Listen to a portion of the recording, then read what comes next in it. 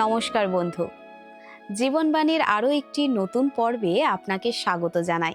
আমি বিশ্বাস করি ঈশ্বরের অনুগ্রহে আপনি ভালো আছেন।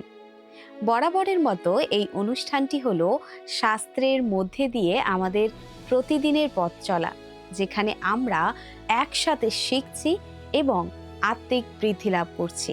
আমরা গত পর্বে দেখেছি আদি পুস্তক ৪র্থ অধ্যায় সেই পাপের তিক্ত ফলকে উন্মোচিত করে, যার সূত্রপাত হয়েছিল আদি পুস্তকের ৩য় অধ্যায়।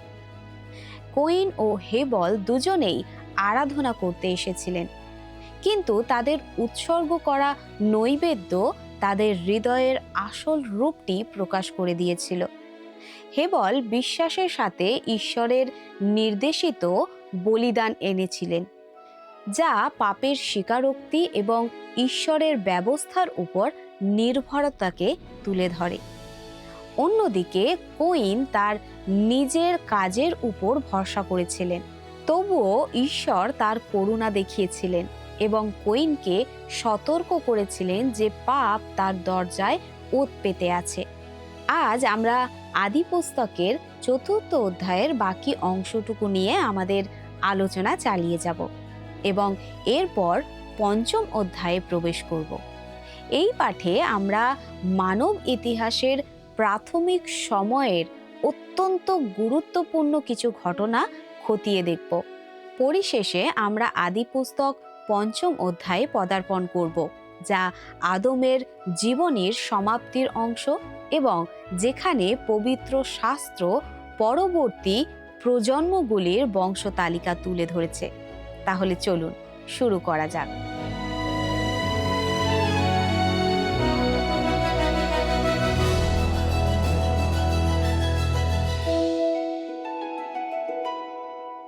আমাদের গত পর্বে আমরা কইনের ঘটনা শুনেছিলাম। আমরা দেখেছি ঈশ্বর কইনের উপহার গ্রাহ্য করেননি, কারণ সে যা এনেছিল তা ঈশ্বরের স্বীকৃত ছিল না। কিন্তু হেবল ঈশ্বরের ইচ্ছা অনুযায়ী বলি উৎসর্গ করেছিল, কারণ ঈশ্বরের সেটাই নিয়ম এবং তিনি সেটাই চেয়েছিলেন। আর হেবল ঈশ্বরের কথায় বিশ্বাস করে সেই উপহার নিয়ে এসেছিল। কিন্তু কইন ঈশ্বরের ইচ্ছা অনুযায়ী নয়, কিন্তু নিজের খুশি মতো উপহার নিয়ে এসেছিল। তার উপহার গ্রাহ্য হয়নি বলে সে ক্রুদ্ধ হয়েছিল, আর তারপর সে তার ভাই হেবলকে হত্যা করেছিল। সেই বিষয়টাই আজকে আমরা বিস্তারিতভাবে দেখব। আসুন প্রথমেই আমরা পাঠ করব আদি পুস্তক তার ৪ অধ্যায় ৮ এবং ৯ পদ। আমি চাইব যখন আমি আমার বাইবেল থেকে এই অংশটা পড়ি, আপনি আপনার বাইবেল আপনার সামনে খুলুন আর আমার সঙ্গে এই অংশটা পাঠ করুন। আদি পুস্তক তার ৪ অধ্যায় ৮ এবং ৯ পদ। আর কইন আপন ভ্রাতা হেবলের সহিত কথোপকথন করিল। পরে তাহারা ক্ষেত্রে গেলে কইন আপন ভ্রাতা হেবলের বিরুদ্ধে উঠিয়া তাহাকে বধ করিল। পরে সদাপ্রভু কইনকে বলিলেন, তোমার ভ্রাতা হেবল কোথায়? সে উত্তর করিল, আমি জানি না, আমার ভ্রাতার রক্ষক কি আমি? এটা একদম নির্বোধের মতো উত্তর। এই উত্তর শুনে বোঝা যাচ্ছে যে তার ভাইয়ের প্রতি, এমনকি ঈশ্বরের প্রতিও তার কোনো শ্রদ্ধা ছিল না। সে তার মন্দ কাজকে ঢাকার চেষ্টা করছিল। কিন্তু শাস্ত্র বলে, কেননা এমন ঢাকা কিছুই নাই যাহা প্রকাশ পাইবে না, এবং এমন গুপ্ত কিছুই নাই যাহা জানা যাইবে না। মতি তার 10 অধ্যায় 26 পদ। এটা সত্যিই আমাদের ভাবার বিষয়। যদি আমরা অপরাধ করি তাহলে আমাদেরকে সাবধান হওয়া দরকার। এই জগতেই আমাদের এই সব বিষয়ে সাবধান হতে হবে, কেননা একদিন ঈশ্বরের উপস্থিতিতে আমাদের সামনে এই সমস্ত কিছুই প্রকাশ পাবে। তিনি সবই জানেন, তাই আমাদের উচিত তাকে সমস্ত কথা জানানো, অর্থাৎ সব কিছু স্বীকার করা। কিন্তু এখানে কইন নিজেকে নির্দোষ দেখাতে চাইল। দেখুন কেমন বোকার মতন উত্তর। আমার ভ্রাতার রক্ষক কি আমি? আসুন আমরা এরপর 10 পদ পাঠ করি। দেখি লেখা আছে আদিপুস্তক 4 অধ্যায় 10 পদ। তিনি কহিলেন, তুমি কি করিয়াছ? তোমার ভ্রাতার রক্ত ভূমি হইতে আমার কাছে ক্রন্দন করিতেছে। ইব্রিয় পুস্তকের লেখক 12 অধ্যায় 24 পদে বলেছেন, ইব্রিয় 12 অধ্যায় 24 পদে, নতুন নিয়মের মধ্যস্থ যিশু এবং প্রক্ষণের রক্ত, যাহা হেবল হইতেও উত্তম কথা বলে।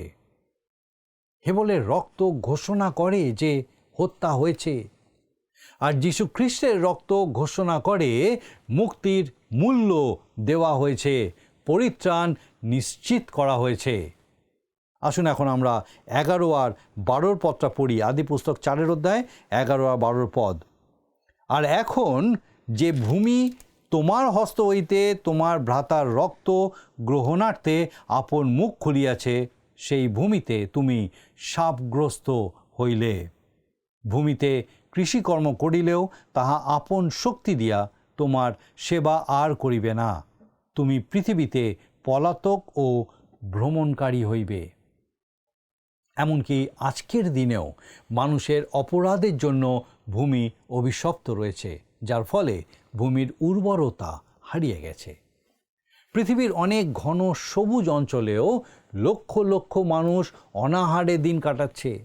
মানুষ তার উদ্ভাবনী ক্ষমতা দিয়ে অনেক চেষ্টা করছে সেই সমস্ত জমিতে প্রচুর ফসল উৎপন্ন করতে।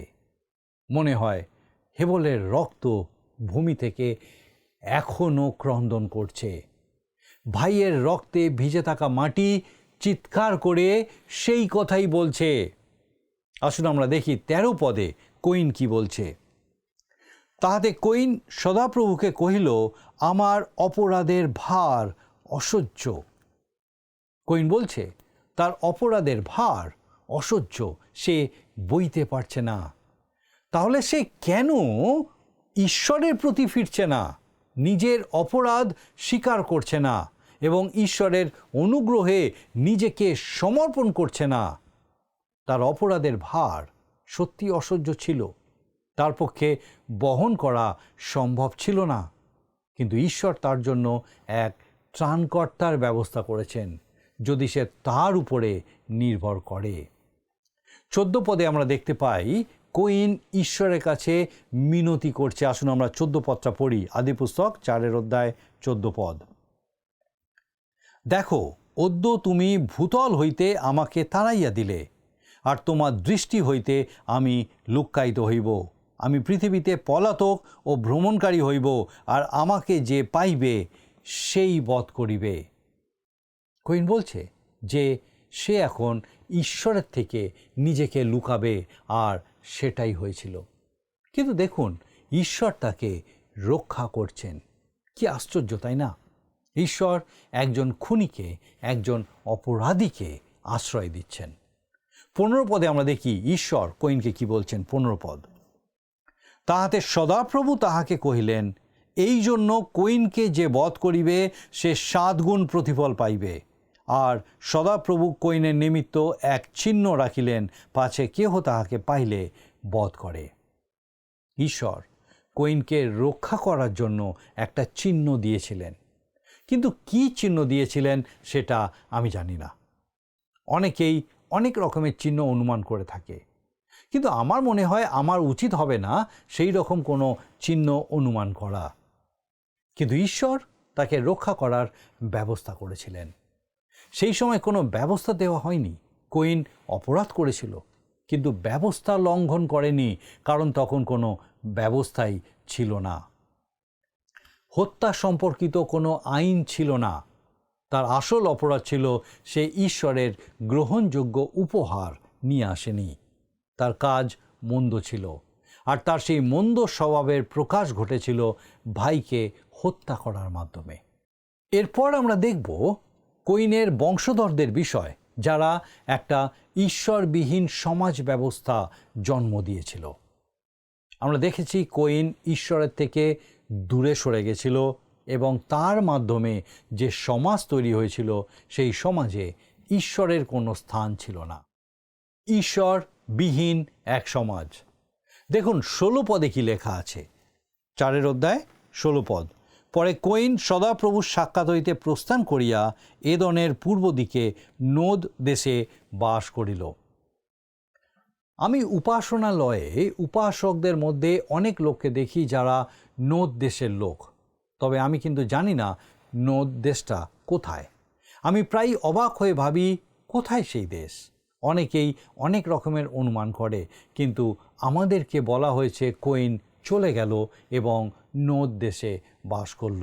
আর তারপর 17 পদে আমরা পড়ি, 17 পদে লেখা আছে, আর কইন আপন স্ত্রীর পরিচয় লইলে সে গর্ভবতী হইয়া হনককে প্রসব করিল। আর কইন এক নগর পত্তন করিয়া আপন পুত্রের নামানুসারে তাহার নাম হনক রাখিল। মানুষ এখনও সেটাই করে। তারা নিজেদের নামে বা নিজেদের কোনো প্রিয়জনের নামে বিভিন্ন রাস্তার নাম রাখে অথবা শহরের নাম রাখে। এমনকি খ্রিস্টান প্রতিষ্ঠান যেমন স্কুল কলেজের নামও ব্যক্তির নামে রাখা হয়। মানুষ এটা করতে ভালোবাসে, সে খ্রিস্ট বিশ্বাসী হোক অথবা কইনের বংশধর হোক। যাই হোক, আমরা দেখলাম এইভাবেই নাগরিক জীবন শুরু হয়েছে। লেখা আছে, আর কইন এক নগর পত্তন করিয়া আপন পুত্রের নামানুসারে তাহার নাম হনক রাখিল। বর্তমান সময়ে শহর একটা বড় সমস্যার সৃষ্টি করছে। তারা বলে শহরগুলো ধ্বংস হতে চলেছে, তবুও চারদিক থেকে লোকেরা শহরেই থাকার জন্য জমা হচ্ছে। আসুন এরপর আমরা 18 এবং 19 পদে দেখি, লেখা আছে, আদিপুস্তক 4 অধ্যায় 18 এবং 19 পদ। হনকের পুত্র ইরদ, ইরদের পুত্র মহুয়ায়েল, মহুয়ায়েলের পুত্র মথুসায়েল ও মথুসায়েলের পুত্র লেমক। লেমক 2 স্ত্রী গ্রহণ করিল, এক স্ত্রীর নাম আদা, অন্যের নাম সিল্লা। দেখুন, বহু বিবাহের প্রচলন শুরু হলো। লেমক ঈশ্বরের বিরুদ্ধাচারণ করল। মানুষের জন্য ঈশ্বর যা চান, লেমক তার বিপরীত কাজ করল। শাস্ত্রের কোথাও আপনি খুঁজে পাবেন না যে ঈশ্বর বহু বিবাহকে স্বীকৃতি দিয়েছেন। আপনি যদি খুব ভালোভাবে শাস্ত্র অধ্যয়ন করেন, আপনি দেখতে পাবেন ঈশ্বর এই বিষয়টাকে দোষারোপ করেছেন। এই বিষয়টা তিনি এখানে উল্লেখ করেছেন, আমাদেরকে জানিয়েছেন, কারণ এটা একটা ঐতিহাসিক দলিল। আদা শব্দের অর্থ সাজসজ্জা বা সৌন্দর্য, আর সিল্লা শব্দের অর্থ আড়াল করা বা গোপন করা, অর্থাৎ যে নারী প্রণয়ের অভিনয় করে মানুষকে ভুলায়। তার যে অনেক সমস্যা হয়েছিল তাতে আশ্চর্য হওয়ার কোনো কারণ নেই। পরে আমরা সেই বিষয়গুলো দেখব। এখনকার বিষয় হলো সভ্যতার শুরু, কৈনীয় সভ্যতা। এরপরে 20 পদে আমরা দেখি, লেখা আছে, আদার গর্ভে জাবল জন্মিল, সে তাম্বুবাসী পশুপালকদের আদি পুরুষ ছিল, তাহার ভ্রাতার নাম যুবল। যে সমস্ত পশুপালকরা তাম্বুতে বাস করত তাদের আদি পুরুষ ছিল জাবল। প্রেরিত পৌলও তাম্বু তৈরি করতেন। কিন্তু এখানে আমরা প্রথম তাম্বু বা ঘর তৈরির বিষয় পাচ্ছি। শুধু তাই নয়, এখানে আমরা প্রথম পশুপালনের কথাও পাচ্ছি। আসুন এখন দেখি যুবলের বিষয়। আমরা 21 পদে দেখি কি লেখা আছে, সে বীণা ও বংশীধারী সকলের আদি পুরুষ ছিল। দেখুন, এখানেই বাদ্যকারদের ইতিহাস শুরু হচ্ছে। যখন আমি বর্তমানকালের গানগুলো শুনি তখন ভাবি আমার মতো অনেকেই হয়তো মানবেন এগুলো শুরু হয়েছিল কৈনীয় সভ্যতার সময় থেকে। এরপরে আমরা 22 পদে দেখি, লেখা আছে, আর সিল্লার গর্ভে তুবল কইন জন্মিল, সে পিত্তলের ও লৌহের নানা প্রকার অস্ত্র গঠন করিত, তুবল কইনের ভগিনীর নাম নয়মা। এখানে আমরা কারিগরদের কথা পাচ্ছি। আসুন এবারে আমরা মন দিয়ে শুনি 23 আর 24 পদে কি লেখা আছে। আদিপুস্তক 4 অধ্যায় 23 আর 24 পদ। আমার বিশ্বাস আপনি আপনার বাইবেল থেকে আমার সঙ্গে দেখছেন। আদিপুস্তক 4 অধ্যায় 23 আর 24 পদ। আর লেমক আপন 2 স্ত্রীকে কহিল, আদে সিল্লে, তোমরা আমার কথা শোনো। লেমকের ভার্যাদয়, আমার বাক্যে কর্ণপাত করো, কারণ আমি আঘাতের পরিশোধে পুরুষকে, প্রহারের পরিশোধে যুবাকে বধ করিয়াছি। যদি কইনের বধের প্রতিফল 7 গুণ হয়, লেমকের বধের প্রতিফল 77 গুণ হইবে। লেমক বলতে চাইছে, যদি কইন এটা মেনে নিতে পারে তাহলে আমিও এটা মেনে নিতে পারবো। আর যাই হোক, কইন তো আত্মরক্ষার তাগিদে হত্যা করেনি, কিন্তু আমি আত্মরক্ষার জন্যই হত্যা করেছি। লেমক কি করেছিল তা আমি জানি না, কিন্তু সে বলছে যে সে আত্মরক্ষার জন্যই হত্যা করেছে। আমি জানি না তার 2 স্ত্রী এতে জড়িত ছিল কিনা, অথবা সে কোনো একজনকে বাঁচাতে চাইছিল কিনা। আমাদেরকে বলা হয়নি যে আসলে ঠিক কি ঘটেছিল। লেমক ভাবছে, কইনকে যদি 7 গুণ প্রতিফল দেওয়া হয় তাহলে তার জন্য 77 গুণ প্রতিফল অপেক্ষা করছে। কিন্তু আমাদের প্রভু যীশু শিমন পিতরকে বলেছিলেন শত্রুকে 70 গুণ 7 বার ক্ষমা করতে। আসুন এখন 25 আর 26 পদ দুটো পাঠ করি। আদিপুস্তক 4 অধ্যায় 25 আর 26 পদ আসুন আমরা একসঙ্গে পড়ি। আর আদম পুনর্বার আপন স্ত্রীর পরিচয় লইলে তিনি পুত্র প্রসব করিলেন ও তাহার নাম সেত রাখিলেন, কেননা তিনি কহিলেন, কইন কর্তৃক হত হেবলের পরিবর্তে ঈশ্বর আমাকে আর এক সন্তান দিলেন। পরে সেথেরও পুত্র জন্মিল, আর তিনি তাহার নাম ইনস রাখিলেন। তৎকালে লোকেরা সদাপ্রভুর নামে ডাকিতে আরম্ভ করিল। মনে হচ্ছে এই সময় থেকেই ঈশ্বরের নামে ডাকা অর্থাৎ প্রার্থনা করা বা আরাধনা শুরু হয়েছিল। এবারে আমরা 5 অধ্যায়ের আলোচনা করব। 5 অধ্যায়ের মূল বিষয় আদমের প্রসঙ্গে এটাই শেষ অধ্যায়। হনকের রোমাঞ্চকর কাহিনী এবং হনক থেকে নোহ পর্যন্ত বংশ বিবরণী। আদিপুস্তকের প্রথম অংশে আমরা এই বিশ্বের গুরুত্বপূর্ণ ঘটনাগুলি পাই। প্রথমত সৃষ্টি, তারপর মানবজাতির পাপে পতন, আর এখন 5 থেকে 9 অধ্যায় দেখব মহাপ্লাবন। 5 অধ্যায়ে আমরা সেথের মাধ্যমে আদমের বংশের পরিচয় পাব। আমাদেরকে কইনের বংশ দেওয়া হয়েছে, তারপরে সেটা থেমে গেল। যখন এটা ঈশ্বরীয় সীমা অতিক্রম করবে তখন আবার এর উল্লেখ করা হবে। আদি পুস্তকের এটাই একটা বৈশিষ্ট্য।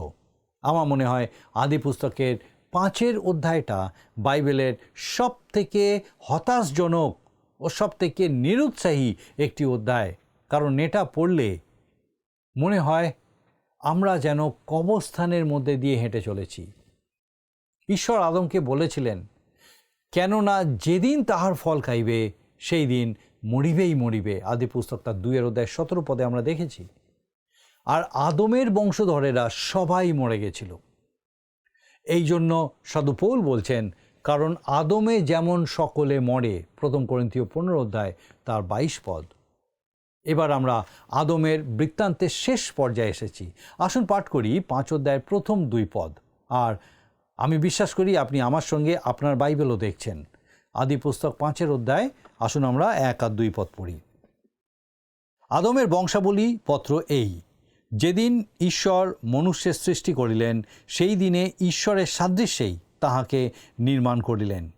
পুরুষ ও স্ত্রী করিয়া তাহাদিগে সৃষ্টি করিলেন, এবং সেই সৃষ্টি দিনে তাহাদিগকে আশীর্বাদ করিয়া আদম এই নাম দিলেন। লেখা আছে তিনি তাহাদিগকে আদম এই নাম দিলেন, অথবা তিনি বলেননি আদমরা অথবা আদমের। হবা তার অর্ধাঙ্গিনী। এটা হলো আদমের বংশবৃত্তান্তের পুস্তক। আবার নতুন নিয়মে আমরা ঠিক এই রকমই এক আশ্চর্য বিষয় দেখি, যীশু খ্রিস্টের বংশবৃত্তান্তের পুস্তক। এই রকম আমরা 2টো পুস্তক দেখতে পাচ্ছি, 2টো বংশ দেখতে পাচ্ছি, 2টো বীজ দেখতে পাচ্ছি, এবং তারা পরস্পরের পরিপন্থী, পরস্পরের বিরুদ্ধে। ঈশ্বরের দৃষ্টিতে রাজ্য প্রভু যীশুর বংশ, এবং শয়তানের বংশের মধ্যে দীর্ঘ সংগ্রাম চলতেই থাকবে। আমরা হলাম সেতের বংশ, আর এই বংশের মধ্যেই প্রভু যীশুর আগমন। আসুন আমরা 3 পদ পাঠ করি, 5 অধ্যায় 3 পদ। পরে আদম 130 বৎসর বয়সে আপনার সাদৃশ্যে ওর প্রতিমূর্তিতে পুত্রের জন্ম দিয়া তাহার নাম শেত রাখিলেন। লেখা আছে আদম 130 বছর বয়সে। আবার বলছি 130 বছর। ঈশ্বর যখন আদমকে সৃষ্টি করেছিলেন তখন কি তাকে 30 বছর বয়সে সৃষ্টি করেছিলেন, নাকি 14, 15 অথবা 40, 45? কত ছিল আদমের বয়স আমি জানি না, আমার জানা নেই। তিনি যদি তাকে ওই রকম বয়সেই তৈরি করেন তাহলেও কি তার বয়স তখন ওই রকম ছিল? ঈশ্বর তাকে যে কোনো বয়সেরই তৈরি করতে পারতেন। এটাই পৃথিবীর বয়স সম্বন্ধে অনেক প্রশ্নের উত্তর দেয়। যখন কেউ কোনো পাথর সম্বন্ধে বলে যে সেটা কোটি কোটি বছর পুরনো, আসলে সে তার বয়স জানেই না। হতে পারে ঈশ্বর যখন তাদের সৃষ্টি করেছিলেন তখনই তারা 2 বিলিয়ন বা 200 কোটি বছর বয়স্ক ছিল, বা 3 বিলিয়ন বা 300 কোটি বছর বয়স্ক ছিল। আসলে এই 130 বছরের অর্থ আদম তখন এই পৃথিবীতে 130 বছর কাটিয়ে দিয়েছে, এবং তারপর সে তার নিজ প্রতিমূর্তিতে সন্তানের জন্ম দেয়। আদমকে ঈশ্বরের প্রতিমূর্তিতে তৈরি করা হয়েছিল, কিন্তু তার পুত্র আদমের প্রতিমূর্তিতে জন্মেছিল। আসুন এখন 4 এবং 5 পদ পাঠ করি। আদিপুস্তক 5 অধ্যায় 4 ও 5 পদ। শেতের জন্ম দিলে পরে আদম 800 বৎসর জীবিত থাকিয়া আরও পুত্রকন্যার জন্ম দিলেন। সর্বশুদ্ধ আদমের 930 বৎসর বয়স হইলে তাহার মৃত্যু হইল। এইবার আমরা কবরস্থানের মধ্যে দিয়ে চলা শুরু করব। আদম আরও পুত্রকন্যার জন্ম দিলেন। সবশুদ্ধ আদমের 930 বছর বয়স হলো। তারপর কি হলো? আদমের মৃত্যু হলো। 8 পদে দেখব শেথের কি হলো। তারও মৃত্যু হলো। ইনস নামে তার এক ছেলে ছিল, তার কি হলো? 11 পদে আমাদেরকে জানানো হয়েছে যে তারও মৃত্যু হয়েছিল। কিন্তু তারও একটা ছেলে ছিল, তার নাম ছিল কৈনন। কৈননের কি হয়েছিল? 14 পদে যদি আমরা দেখি সেখানে দেখতে পাবো তারও মৃত্যু হয়েছিল। তার একটা ছেলে ছিল, তার নাম মহললেল। তার কি হয়েছিল? 17 পদ বলছে সেও মারা গেছিল। কিন্তু তারও সন্তান ছিল, তার নাম ছিল জেরদ। সেও মারা গেছিল। 20 পদে আমরা এই বিষয়ে দেখতে পাবো। আমাদের আলোচনা আজকে আমরা এখানেই শেষ করব। কিন্তু আসুন তার আগে আমরা দেখে নেব ঈশ্বর আজ আমাদেরকে বিশেষ বিশেষ কিছু বিষয় জানিয়েছেন। আমরা আসুন আরেকবার সেই বিষয়গুলো দেখি। কইন ক্রোধবশত তার ভাইকে হত্যা করেছিল, কিন্তু সে তার অপরাধ স্বীকার করেনি। নিজের অপরাধ ঢেকে রাখতে চেয়েছিল, আর সে বলেছিল, আমি কি আমার ভাইয়ের রক্ষক? ঈশ্বর তাকে শাস্তি দিয়েছিলেন। তার অপরাধের ভার অসহ্য মনে হয়েছিল, কিন্তু তাকে যেন হত্যা করা না হয় সেই জন্য ঈশ্বর ব্যবস্থা করেছিলেন। এরপর কইনের বংশধরেরা এক ঈশ্বরবিহীন সমাজের জন্ম দিয়েছিল। তারপর আমরা দেখেছি কইনের বংশের সকলেই একে একে মারা পড়েছিল। আজও আমরা আদমের পাপ এবং কইনের স্বভাব বহন করে চলেছি। আমরা আমাদের অপরাধ ঢেকে রাখি, ঈশ্বরের কাছে পাপ স্বীকার করি না। কিন্তু ঈশ্বর আমাদের পাপের ভার থেকে মুক্ত করার জন্য নিজ পুত্র প্রভু যীশু খ্রিস্টকে পাঠিয়েছিলেন। তিনি আমাদেরকে অনন্ত জীবন দেওয়ার প্রতিশ্রুতি দিয়েছেন। আমি চাইব পৃথিবীর প্রত্যেক মানুষ সেই সুযোগ গ্রহণ করুক। কিন্তু সব থেকে আমি আপনাকে প্রশ্ন করতে চাইব, আপনি কি সেই সুযোগ গ্রহণ করেছেন? প্রভু যীশু খ্রিস্টের মধ্যে দিয়ে যে রক্ত তিনি সে ক্রুশে সেচন করেছিলেন, সেই রক্ত দ্বারা ধৌত পরিষ্কৃত হয়ে আপনি কি পিতার, ঈশ্বরের সহভাগিতায়, সান্নিধ্যে ফিরে আসার সুযোগ গ্রহণ করেছেন? আসুন প্রার্থনা করি, আর আমি চাইব এই সময় আপনিও আমার সঙ্গে যোগ দেবেন। আসুন প্রার্থনা করি। করুণাময় পিতা, ধন্যবাদ দিই প্রভু যে তুমি আমাদের সুযোগ দাও বারবার। এবং ধন্যবাদ দিই তোমার জীবন্ত বাক্যের মধ্যে দিয়ে আমাদেরকে সেই সুযোগের কথা তুমি বারবার মনে করিয়ে দাও। ধন্যবাদ দিই আজকে আরেকবার আমাদের সেই প্রত্যেক দর্শক বন্ধুকে তুমি সচেতন করলে। প্রার্থনা করি আমাদের সেই প্রত্যেক দর্শক বন্ধুর জন্য পিতা তোমার পবিত্র আত্মার পরাক্রমে প্রত্যেককে তুমি তোমার রাজ্যে সুস্থির করো, তোমার অনুগ্রহে পূর্ণ করো, তোমার দয়ায় তোমার করুণায় সে প্রত্যেকের মধ্যে দিয়ে তুমি গৌরবান্বিত উচ্চকৃত মহিমান্বিত হও। আমাদের প্রত্যেক দর্শক বন্ধু তাদের পরিবার পরিজন প্রত্যেককে প্রভু তোমার চরণে সমর্পণ করি। প্রত্যেকের সঙ্গে থাকো, সুস্থ রাখো পিতা, সমস্ত রকম অপরাধ অমঙ্গল থেকে রক্ষা করো, সমস্ত রকম বিপদ আপদ থেকে তাদেরকে সুরক্ষিত রাখো। সৈক্য পিতা দয়া করো আর তাদের সকল ভার নাও। তোমার যিশু নামে ভিক্ষা দয়া করে শ্রবণ ও গ্রহণ করো। আমেন।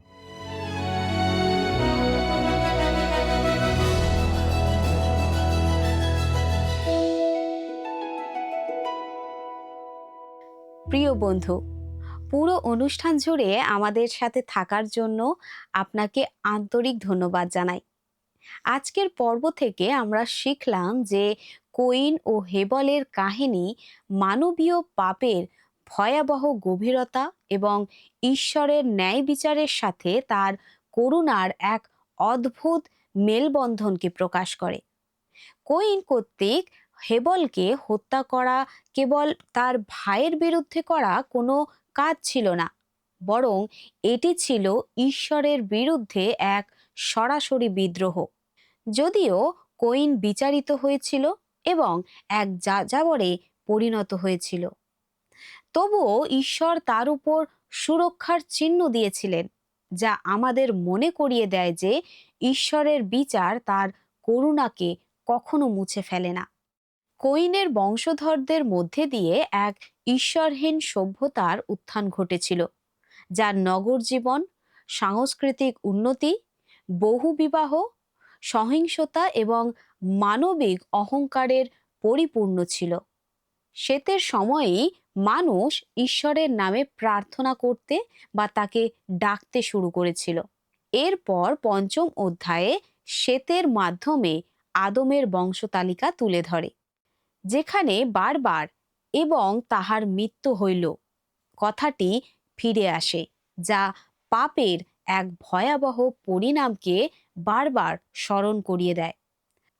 পরবর্তী পর্বে আমরা হনকের রোমাঞ্চকর কাহিনী সম্পর্কে জানব, যিনি ঈশ্বরের সাথে পথ চলেছিলেন এবং মৃত্যু না দেখেই স্বর্গে নীত হয়েছিল। আমরা হনক থেকে নোহ পর্যন্ত বংশতালিকা অনুসরণ করব এবং জলপ্লাবনের কারণ বুঝতে ষষ্ঠ অধ্যায়ে প্রবেশ করব। সেই পর্যন্ত বিদায়। ঈশ্বর আপনার মঙ্গল করুক। নমস্কার। প্রিয় বন্ধু, আসুন আমরা আজকের প্রশ্ন উত্তরে আসি। গত সপ্তাহের প্রশ্নের উত্তর option C, যাকব।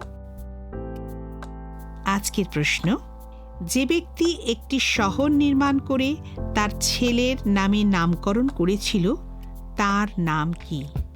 Option A Enoch, B Cain, C Adam, D লেমক।